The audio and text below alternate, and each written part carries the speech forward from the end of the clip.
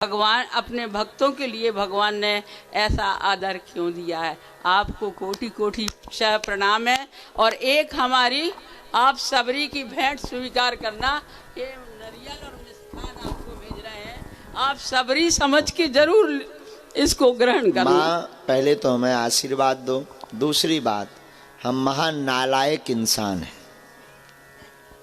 ना तो भगवान है ना हनुमान है, महान नालायक इंसान है, लेकिन उनके चरणों के दास हैं। माँ आपका प्रश्न बहुत ही तत्वपूर्वक है, जरा ताली बजाओ। ब्रह्म कौन है, जीव कौन है, माया कौन है? जीवात्मा प्लस परमात्मा मध्य माया।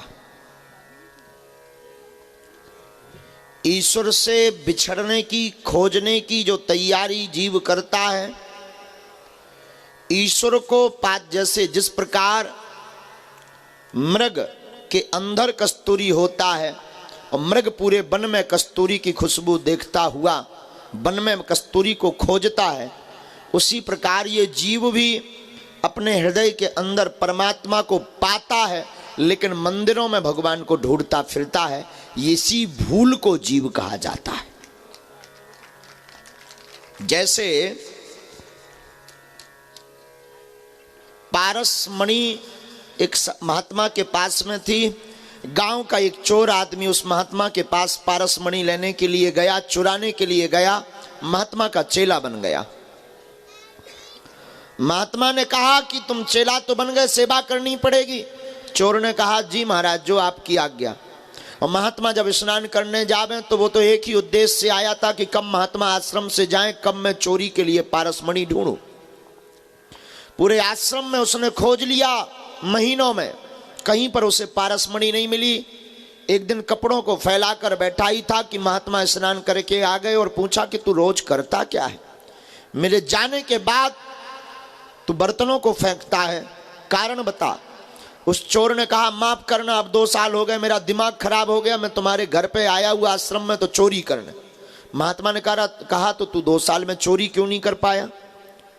चोर बोला क्षमा करना, हमने सुना तुम्हारे पास पारसमणि है, और पारसमणि है और ये बात सत्य है, तो 2 साल में मुझे आज तक मिली क्यों नहीं? महात्मा ने कहा तूने खोजा ही गलत जगह, सामने वो जो लोहे की डिब्बी रखी है उसमें पारसमणि मैंने छिपा रखी। चोर बड़ा ठहाका लगाकर हंसा कि अब मैं समझ गया तुमसे बड़ा बुद्धू और गांव वालों से बड़ा बुद्धू कोई नहीं है। महात्मा ने कहा क्यों? बोले एक तो तुम्हारे पास पारसमणि नहीं है, और अगर है भी तो असली नहीं है, क्योंकि पारसमणि लोहे के पात्र में रह ही नहीं सकती, उसका स्वभाव है कि लोहे को स्पर्श करते ही वो उसको सोना बना देगी। महात्मा ने कहा बुद्धू तू है, पहले खोल कर तो देख। उस चोर ने तुरंत झपट करके वह डिब्बी खोली लोहे की, और उसमें सच में एक पोटली मिली। उस चोर ने कहा इसमें क्या है? इसी में पारसमणि है। कपड़ों की पोटली को जब हटाया तब एक पारसमणि को चमचमाती हुई मणि को पाया। चोर ने कहा बहुत गजब की बात, और जैसे ही चोर ने उस डिब्बी में स्पर्श कराया वो लोहा धातु परिवर्तन कर गया और वो लोहा सोना बन गया। महात्मा बोले समझ में आया?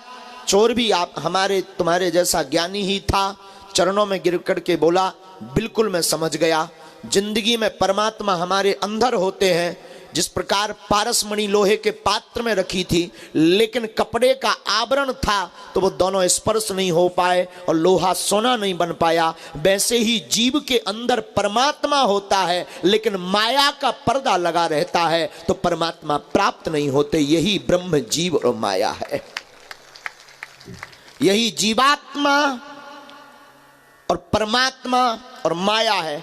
मां माने नहीं, या माने जो नहीं है, जो दिखाई पड़ रहा पर स्थायी नहीं है। संसार का एक मतलब है संस्कृति संसार रहा, जो नित्य सरक रहा है।